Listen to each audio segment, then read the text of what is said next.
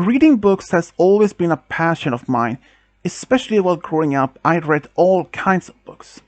My name is Rachel. I'm 31 years old, and I have one story that's pretty much the most creepiest that I have an experience, and all happened when I was just 26 years old. Around 2012, when I was just 20 years old, I heard that the local library was looking to hire a new librarian. And since I love books so much, I was like, why not go there and try to if I could get the job. Long story short, I was hired. And I have been working there ever since. And I've been working at the same library for 11 years. And I don't regret to this choice every single day. I love it so much though. Anyways, the story that happened to me was around 26 years old. I was actually even considering to just quit. But I'm glad I never did. Because why would I just leave one job in the whole world that means so much? And especially being around books and even be able to help others to find the book they wanted and all that. But anyways, I have been working at this library for quite some time now. And I was just 26 years old, and this actually happened just one normal weekday. I believe it was a Wednesday. And this older guy, well, I would say older, only at least a few years older. I would say 30 years old. His name was Thomas. And he asked me if we had one certain book in there. I don't remember exactly which one, but I believe it was some mystery novel or something like that, I believe. Yeah.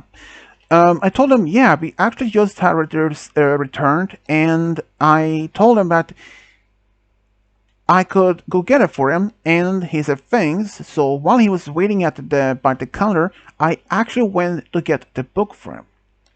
And during our first time meeting, talking to each other, one of us just after he had rented book, he actually stood still behind on the counter for a while since I mean I didn't have any other much things to do, and there were no other much other people at the library at the moment, and I didn't mind to have a conversation with any potential people who come to the library, because I always believed and still do by interacting with the people who come into the library, having a positive smile and have a short conversation with them will have a good experience to them so that they will love the place and come back knowing how the staff is very polite and they have all kinds of the potential books if we want it for. And I didn't see Thomas for the next couple of weeks or so. And when he came back, he returned the book, and I asked him what he thought about it, and he said, you know, this book was actually not that bad. I actually kind of liked it. Do you have any other books to recommend, Rachel? Yes. He know my name because I did mention it first time we met. So, I didn't know, so I asked him what type of books that he preferred to be reading. He told me that he usually reads mystery novels or maybe sci-fi. That was like sci-fi and mystery novels. Then they kind of hit me that there was actually one good book that I would recommend. And he asked what is this about. He just only asked like briefly what the book was about, and I did that. And he said, yeah, I can try to look at it. And I went to find it and got it to him. And just before he left, he told me that despite we only had talked to each other maybe just twice, he asked me if I was single, which I were, but not anymore though.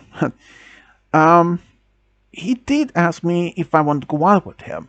I was flattered, but I wasn't much interested in dating at the moment since I wasn't much interested at all. So I politely said that I declined the offer, but he said maybe one day you might be. And I said, yeah, perhaps one day when I feel ready for it. So He left and I went back to work. But after like my work, I did drove home.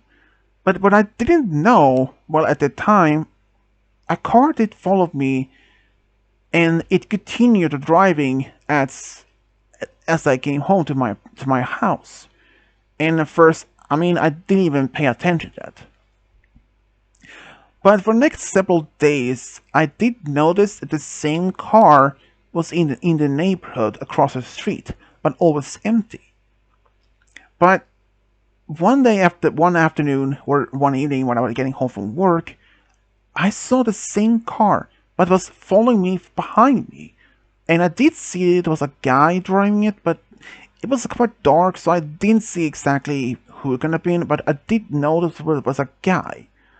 But the car didn't stop and when I get home. It only continued.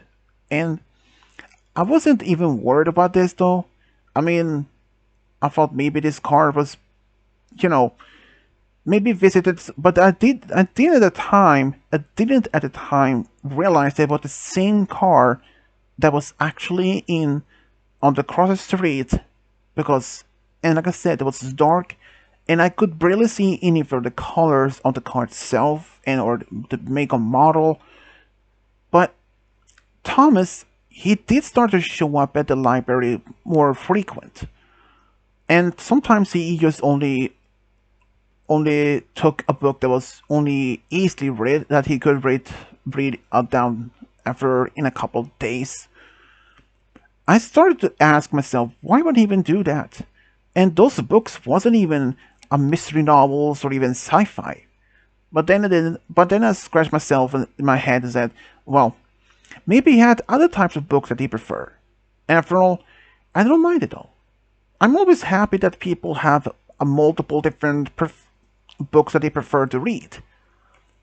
But my best friend Erica, she was actually at the library at one time, and when she was about the counter right next to me, or at least on the other side, she told me that this guy has been peeking around the bookshelves and looking at me. I was like, really? I hadn't even noticed. I asked her to describe this guy. And did you know it? She described exact Thomas. And after she left, I did notice there was a guy looking around the corner from a bookshelf and it quickly just disappeared after I just noticed it. But at that brief moment, it was Thomas. I was asking myself, why did he even doing this? If he was the one to ask me something, he just couldn't always come up to the counter. Maybe he was a shy person, I don't know. But this strange behavior did not actually continued. And I wasn't really sure what to believe anymore. And I started to bring this topic up to one of my coworkers, and even some of them actually had seen it themselves. And they said maybe he had a crush on me or something. I was like, yeah, he did ask me out on the second time we met. But I said no. I mean, he was like 10 years old. He was only a few years older than me, though. I mean, they probably said you could probably give him a chance, though. But I told them I wasn't really much interested in being dating anyone at the moment, which wasn't true, though. Considering how much I was really focused on my work, but one day, out of the blue, he literally came up to the counter and I asked if he was looking for any particular book. He said no, he was actually there at the library to see me this time. I was a little surprised at that because other times he always went there to to get a book. He then told me that he loves me, that he actually was willing to want to ask me to give him a chance in dating. I once again tried politely to say that I wasn't interested. And even though when I said that, it somehow made him felt a little upset. But he was acting cool for once. And then he gave me an envelope. And after he left, I went to in the break room and it was just a letter. More like a love confession note or letter. Basically, he wrote how much ever since he saw me the first time, he thought that I was beautiful and he wanted to get to know me. Ever since then, he has been seeing me around and at work, and he fell more and more deeply in love with me. And then he started following me home to see where I live, hoping that he would get confident enough to walk up to my door, ask me out that way. Reading that made me feel quite upset actually, because now I know for confirmedly it was him. But despite how many times I rejected him, he did seem to give a hint. When I showed this letter to one of my coworkers, even they felt a little, well, they were at first wanted me to give him a chance, but reading this, especially the part when he was following me around at the house, they said, this guy is not right in his mind. Another of my coworkers said, this is a clear sign of an obsessed stalker.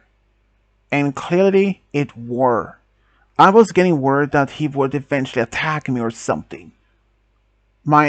Even my coworkers told me I should go to the police and make a report about this.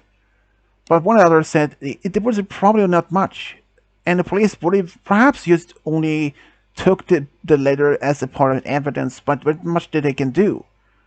There wasn't even enough for a restraining order or even have arrested, and I agreed on that.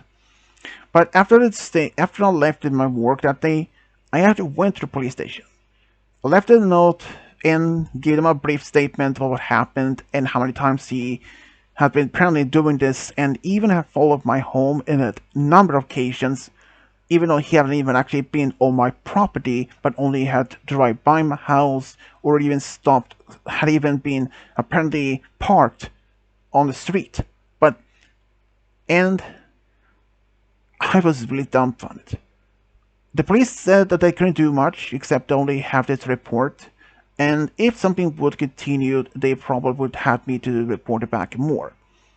But ever since that day, I didn't either see um, Thomas or his car for about almost 2 weeks. I thought maybe he just lost interest and moved on. But after 2 weeks, he came back, and he was actually more firmly hopeful that I would give him a chance. But it didn't. I was still firm no. Each time I said no, he was visibly upset about it, but he never yelled at me because it was in the library and he didn't want to be thrown out. But he started following me around back to my house. And one evening I heard a knock on my door, and it was no one there except for a small letter on the porch. I was like, okay, who can this from? Apparently it was from Thomas, because it was signed Thomas. And even had some photos, and those were taken from outside my bedroom window while I was asleep.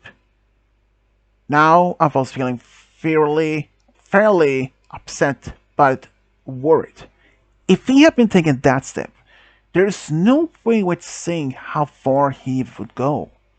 So the next day, I went straight back to the police station, informed the same officer of what had been happening, that he had been once again returned. This time I had Erica with me as emotional support.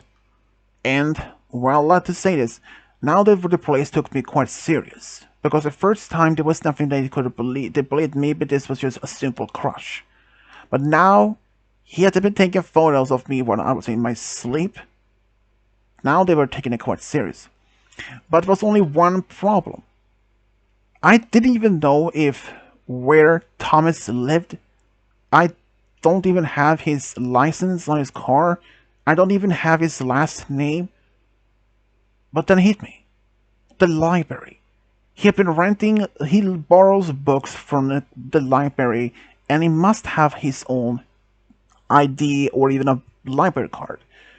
And The police thought that could have been a good evidence.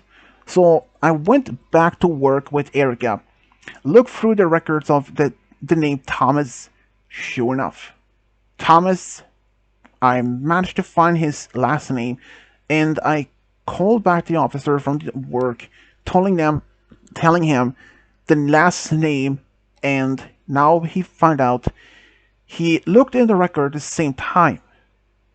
And what the most scary is, Thomas apparently have a long record of history for different crimes, which are a very long time actually. Stalking, burglary, assault, and it just makes on only a few on the list. Even had multiple, like say almost 10 streaming order against them of different 10 women of different states. So apparently he had been doing this to so many different women in different states. I was shocked and horrified. Erica told me to sign for the streaming order, which I did the next day at that station.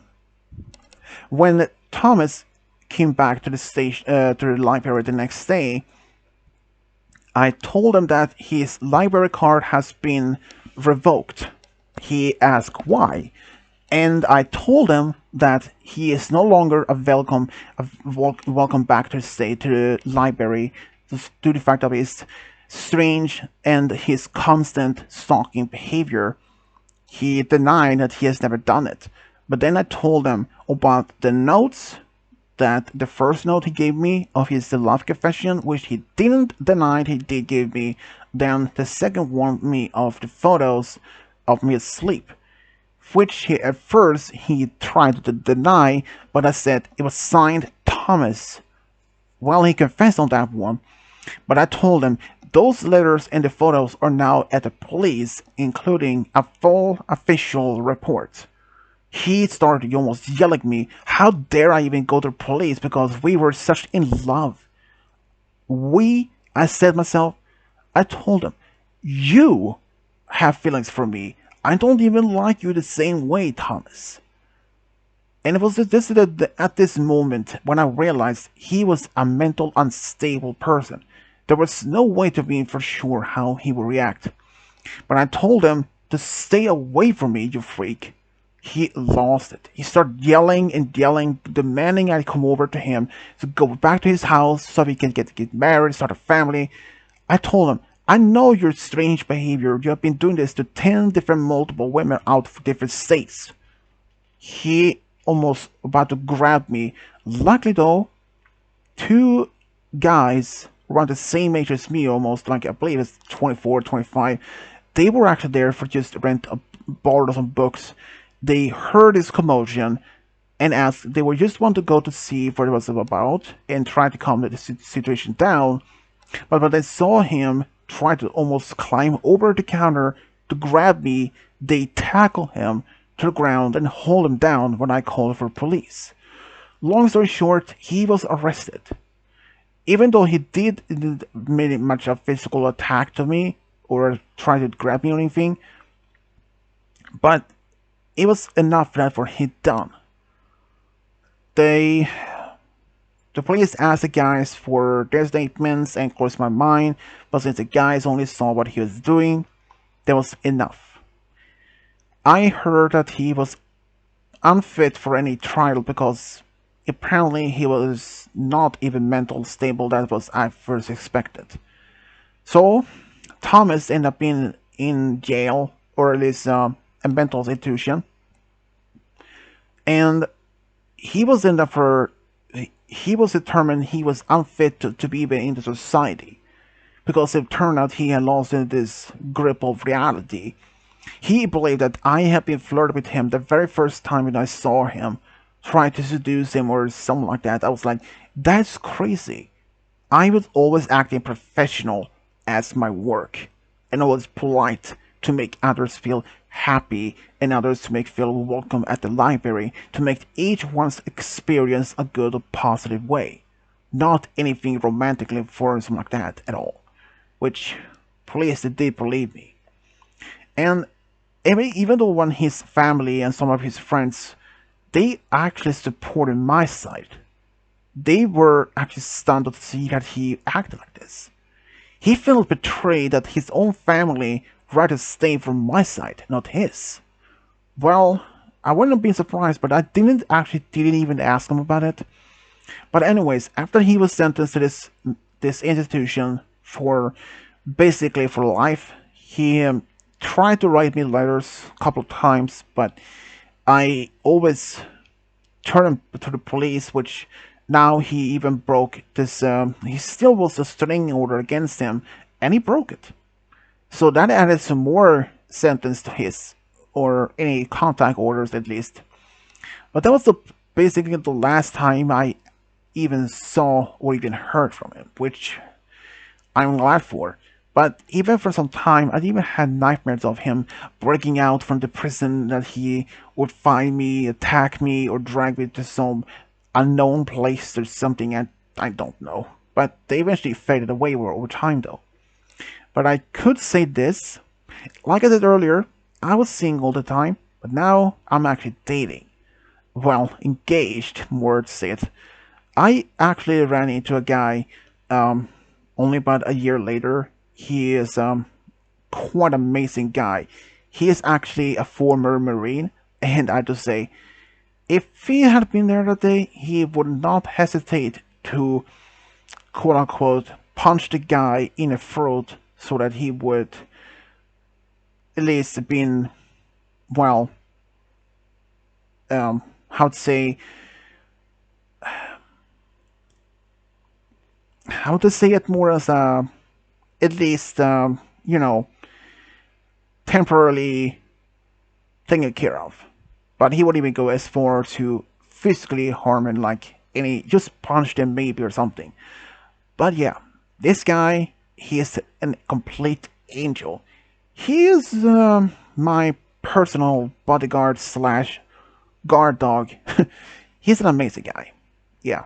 So Thomas, seeing as I know you will never really be released to the general public ever again, you belong in your own twisted mind. Thank you for staying there.